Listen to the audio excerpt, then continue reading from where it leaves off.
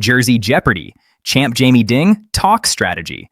Princeton pride in keeping his cool with his humble retro style. Uber calm Jamie Ding won 31 straight Jeopardy shows, $882,605 in winnings, national headlines, and a fan in Governor Mikey Sherrill. Jamie Ding, 33, of Lawrenceville, has become a sensation as much for his quirky, calm, and humble presence on the Jeopardy! Set as for his 31 consecutive wins on the trivia game show. That's the 5th highest ever, and the highest in regular season play. He's been written up in the New York Times twice, the Wall Street Journal twice, the Los Angeles Times, People and Variety. Earlier this week, he was featured on Good Morning America, where he watched his final April 27th win with 7 members of his friends and family and the GMA hosts. Governor Mickey Sherrill has met with Ding at the State House twice. In March, she gave him, his parents and sister, a tour, and this week, Ding was on hand as Sherrill signed an executive order to stimulate the construction of more affordable housing in the state. Ding, who described himself on Jeopardy! As a faceless bureaucrat, works as a program administrator for the New Jersey Housing and Mortgage Finance Agency in Trenton and is passionate about affordable housing. In his remarks at the State House, he gave New Jersey props for building more affordable housing.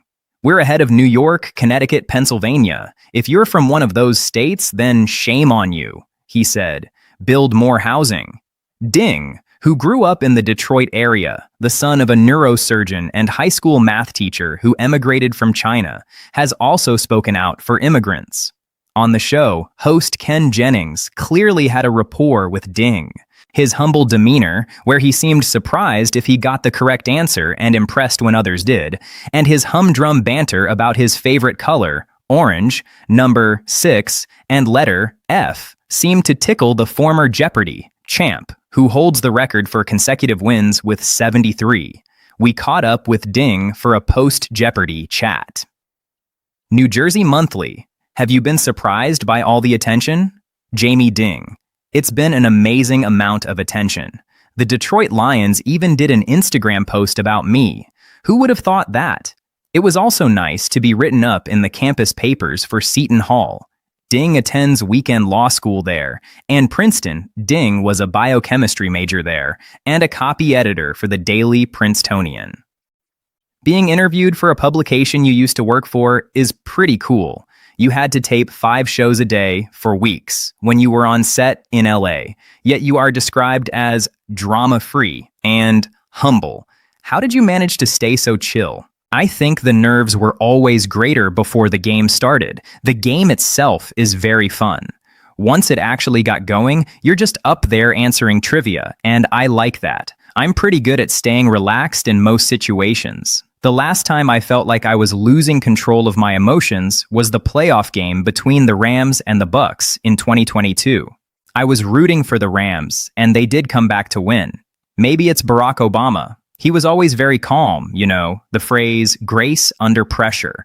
I did admire that. You wore at least a bit of orange on every show. Is that because you went to Princeton? Orange has always been my favorite color, but going to Princeton accelerated and, enabled my habit. When I auditioned for the show on Zoom, I wore my orange Hoagie Haven hat. Hoagie Haven is a popular Princeton sandwich shop. The producer recognized it. He had worked in television in New Jersey. Central Jersey, people love Hoagie Haven, and I think it was a point in my favor.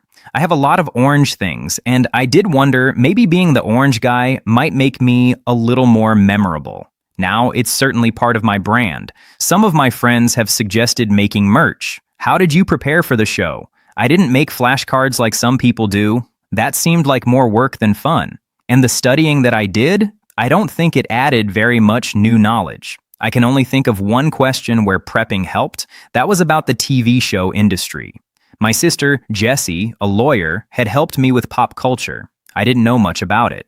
Cramming might be more effective if you are going from complete ignorance to a little knowledge. But I had a base. I was on quiz bowl teams in high school and college, which was a lot of fun. After college, I did a lot of bar trivia. Then that got stopped by COVID. Now, I do a lot of online trivia. I'm in 2 leagues right now. And I'm always reading a lot, mostly articles in the news, and trying to learn new things. I might want to prepare for the Tournament of Champions, though. Once a year, contestants who have won more than 5 games come back on the show and compete against each other. I'm excited and a little bit nervous because I do want to do well in that. I have a reputation to uphold. What was your most exciting moment on the show? The game on April 23rd was phenomenal. Just so exciting. There were 2 5-figure daily doubles. Not sure how often that happens. I was behind after the other contestant got a daily double correct. I don't like to bet very high, but when my daily double came up, I knew I had to do it. I wagered $2,000. The clue was about the Glass Museum in Seattle, and I answered correctly with the name of the artist, Chihuly. It put me back in the lead. You employed a strategy called Night Moves, where you answer a question in one category and then jump to the next category, following the pattern of a knight in chess.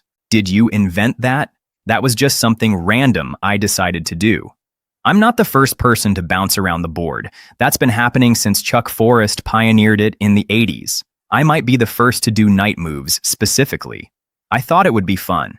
And it was fun. And I guess in retrospect, it may have helped keep my opponents off balance. It also simplified things for me because I didn't have to put as much thought into picking the next clue.